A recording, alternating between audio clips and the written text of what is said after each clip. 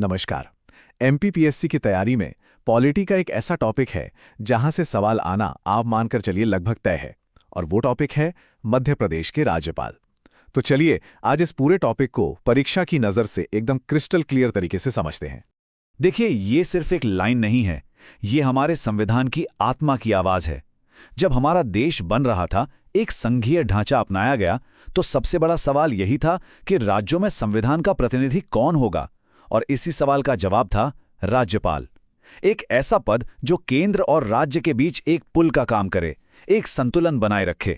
तो आज का हमारा रोड मैप क्या है? सबसे पहले हम संवैधानिक विचार को समझेंगे, फिर सबसे जरूरी कॉन्स्टिट्यूशनल आर्टिकल्स, जहां से सीधे सवाल आते हैं। उसके बाद देखेंगे इनकी शक्तियां और कार्य, फिर विवेकाधीन शक्तियों पर बात करेंगे, और आखिर में मध्य प्रदेश के जो प्रमुख राज्यपाल रहे हैं उनसे जुड़े फैक्ट्स को कवर करेंगे। तो पहला सवाल यही है, आखिर राज्यपाल की जरूरत ही क्यों पड़ी? क्यों बनाया गया ये पद? तो जैसे मैंने कहा, इसका सबसे सीधा और सरल जवाब है केंद्र और राज्य के बीच एक सेतु बनाने के लिए, एक ब्रिज का काम करने के लिए। अब इस बात को बहुत ध्यान से समझिए।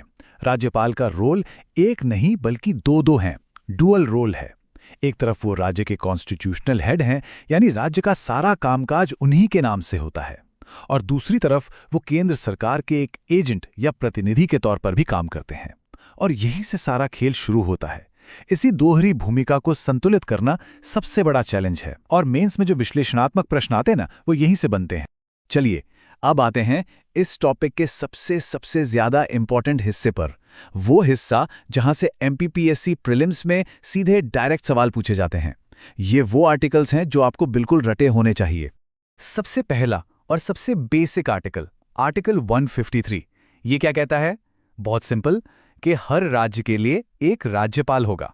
बस ये पद एक कॉन्स्टिट्यूशनल मैंडेट है, मतलब होना ही होना है। अब आता है आर्टिकल 154। ये कहता है कि राज्य की सारी एग्जीक्यूटिव पावर, मतलब कार्यपालिका शक्ति, राज्यपाल में होगी।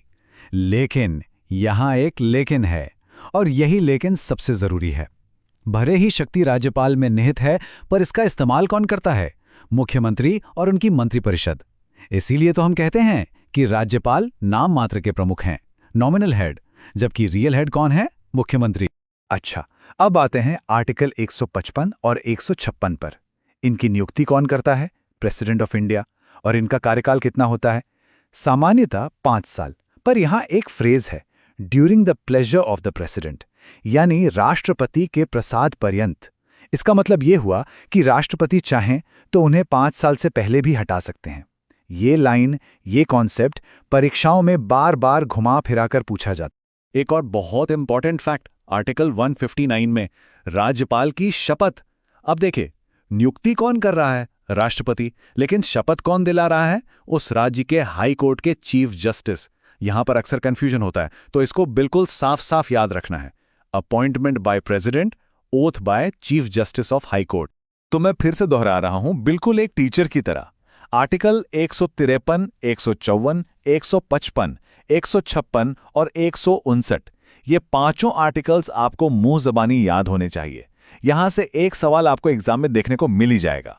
ठीक है, तो हमने संविधान की किताब में क्या लिखा है वो तो देख लिया। अब जरा ये देखते हैं कि असलियत में, प्रैक्टिकल में एक राज्यपाल करता क्या है, उनकी शक्तियां और कार्य क्या क्या हैं। मोटे तौर पे हम राज्यपाल की शक्तियों को 4 हिस्सों में बांट सकते हैं। एग्जीक्यूटिव पावर्स, यानी कार्यकारी शक्तियां; लेजिस्लेटिव पावर्स, विधायी शक्तियां; फाइनेंशियल पावर्स, वित्तीय शक्तियां; और जुडिशियल पावर्स, न्यायिक शक्तियां। अगर हम लेजिस्लेटिव पावर्स की बात करें, तो यहाँ राज्यपाल का रोल बहुत ही क्रूशियल है। विधानसभा का सत्र बुलाना हो, किसी बिल को कानून बनाने के लिए अपनी सहमति देनी हो, या किसी बिल को राष्ट्रपति के विचार के लिए रिजर्व करना हो, ये सब राज्यपाल ही करते हैं। और हाँ, सबसे पावरफुल चीज, आर्टिकल 213, जब विधानसभा का सत्र नहीं चल रहा हो तो राज्यपाल अध्यादेश यानी ऑर्डिनेंस जारी कर सकते हैं, और उसकी ताकत बिल्कुल एक कानून जैसी होती है। अब ये आर्टिकल 161, इसको तो आप स्टार मार्क कर लीजिए। एमपीपीएससी में ये बार बार पूछा गया है। यह है राज्यपाल की क्षमादान की शक्ति। लेकिन यहीं पर एग्जामिनर आपको फंसाता है। इसे राष्ट्रपति की शक्ति से कंफ्यूज नहीं करना है। सबसे बड़ा अंतर क्या है? राज्यपाल मौत की सजा यानी डेथ सेंटेंस को पूरी तरह माफ नहीं कर सकते। बस ये एक लाइन याद रखिएगा, आपका एक सवाल पक्का सही हो जाएगा। अच्छा, अभी तक हमने जो भी शक्तियां देखी वो ज्यादातर मंत्रिपरिषद की सलाह पर इस्तेमाल होती हैं। लेकिन अब हम उस एरिया में आ रहे हैं जहां राज्यपाल असली बॉस होते हैं। ये हैं उनकी विवेकाधीन शक्तियां, डिस्क्रिशनरी पावर्स, जहां वो बिना किसी की सलाह के अपने विवेक से फैसला लेते हैं। और परीक्षा के लिए ये बहुत ही ज्यादा महत्वपूर्ण है। इन्हीं शक्तियों में से सबसे बड़ी शक्ति है आर्टिकल 356 के तहत राष्ट्रपति शासन की सिफारिश करना। अगर राज्यपाल को यह लगता है कि राज्य सरकार संविधान के हिसाब से नहीं चल पा रही है, तो वो प्रेसिडेंट्स रूल की रिकमेंडेशन भेज सकते हैं। और बात करें मध्य प्रदेश की, तो यहां ऐसा 3 बार हुआ है, 1977, 1980 और 1992। और इन तीनों मौकों पर राज्यपाल कौन थे, ये नाम आपको याद होने ही चाहिए। चलिए, अब थियरी से हटकर जरा प्रैक्टिकल फैक्ट्स पर आते हैं।